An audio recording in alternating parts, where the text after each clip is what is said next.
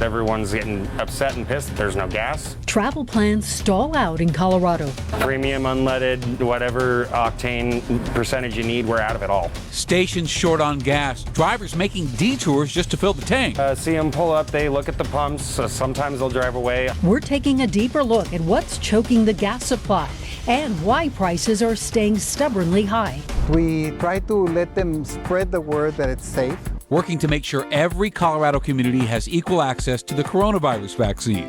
Our aspirations are 100% of our people will be vaccinated. Why one Denver nonprofit is attracting national attention for its efforts to help Latinos get vaccinated.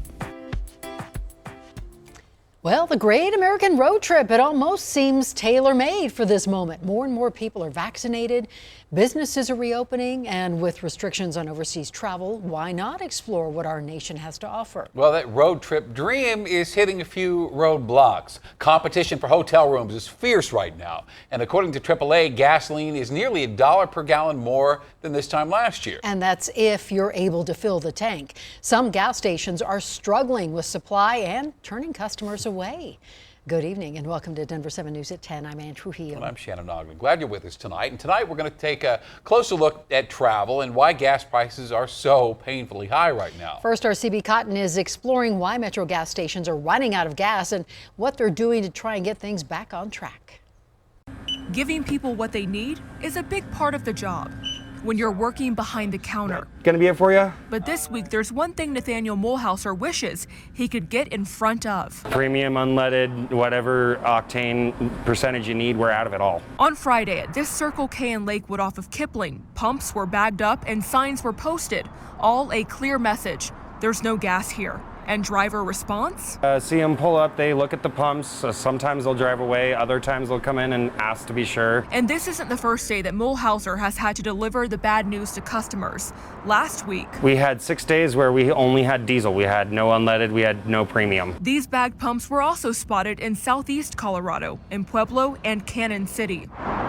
I've been told by my manager that this is all due to the fact that there are not enough truck drivers to deliver the gas to all the gas stations that need it. So, you know. And he's not wrong. Industry experts tell us a shortage of truck drivers has led to supply chain problems like this: no gas. Well, the truck driver shortage has been going on for several years. A lot of that has to do with the fact that the baby boomer drivers that are out there in their late 60s and 70s are starting to get out of it, go into retirement. Harold Trent directs the United States Truck Driving School. He says another contributing factor to the shortage, the COVID-19 pandemic.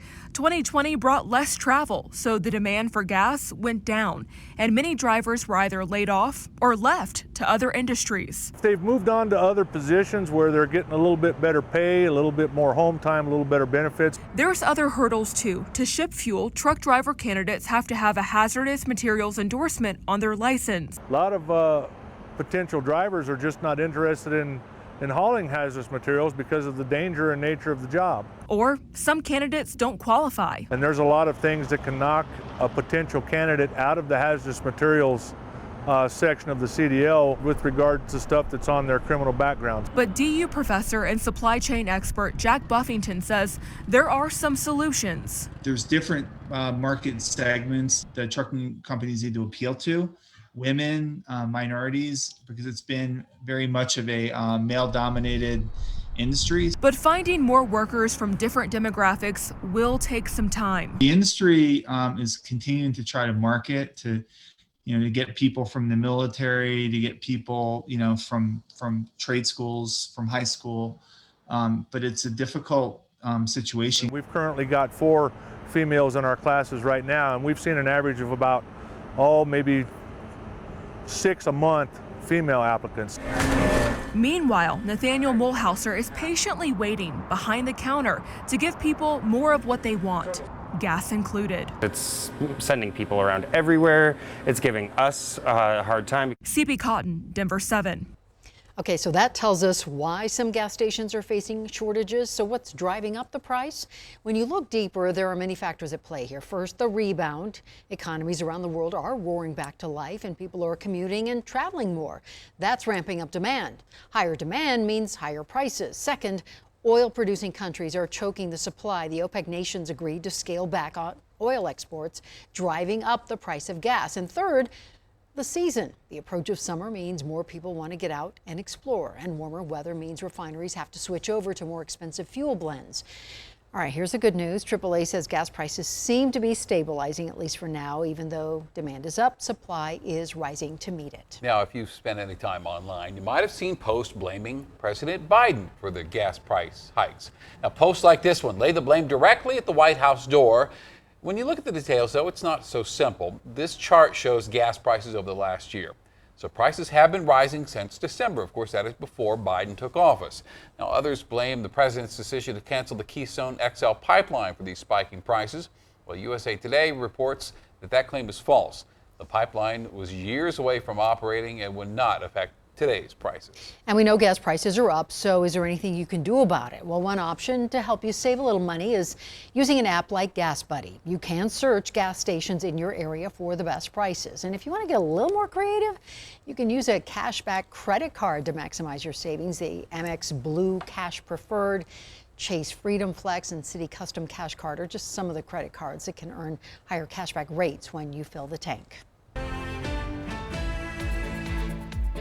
Our nation's plan to end the pandemic has one thing at its core. It is getting the majority of Americans vaccinated. And a CNN analysis shows why that matters. Every state that reported an increase in COVID cases in the last week, less than half of the people who live there are fully vaccinated. And starting Monday, state health department staff will ramp up efforts to boost vaccine numbers by calling unvaccinated adults. So they will call and they will urge people to get the shot and then give them information about how to book an appointment. And a major focus right now is getting vaccines into neighborhoods where the rates are lagging. And a Denver nonprofit is gaining national attention for its work serving the Latino community. As Denver7's Adi Guajardo reports, Servicio de la Raza says it all starts with building trust.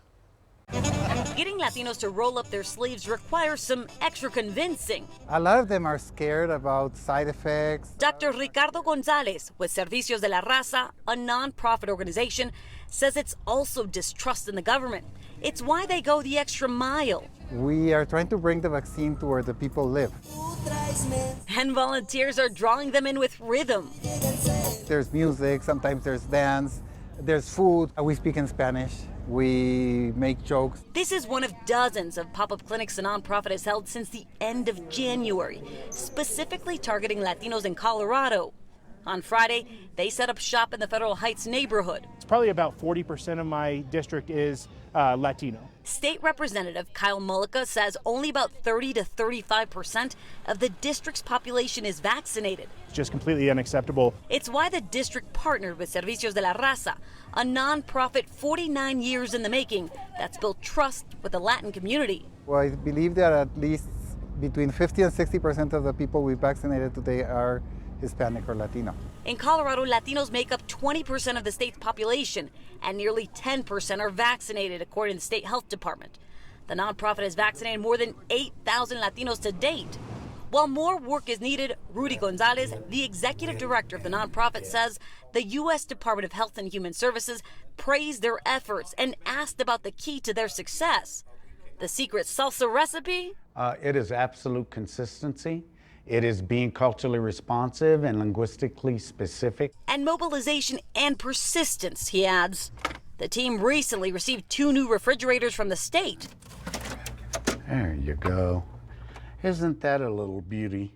This one is military grade. We don't have to wait for vaccines to get to us outside of Denver and on the trips that we're doing across Colorado. It's going to be used in their mobile unit. The other one will stay in-house for evening vaccination clinics. The organization says they will continue their Vacuna Palooza tour across Colorado to get more shots into arms.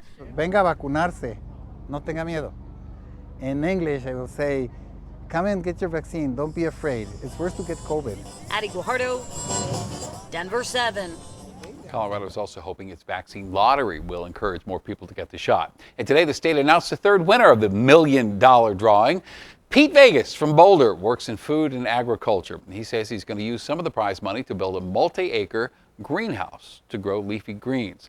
And there will be 2 more of these drawings for $1 million each. You have to be 18 or older and have to have received at least one of the shots to become eligible.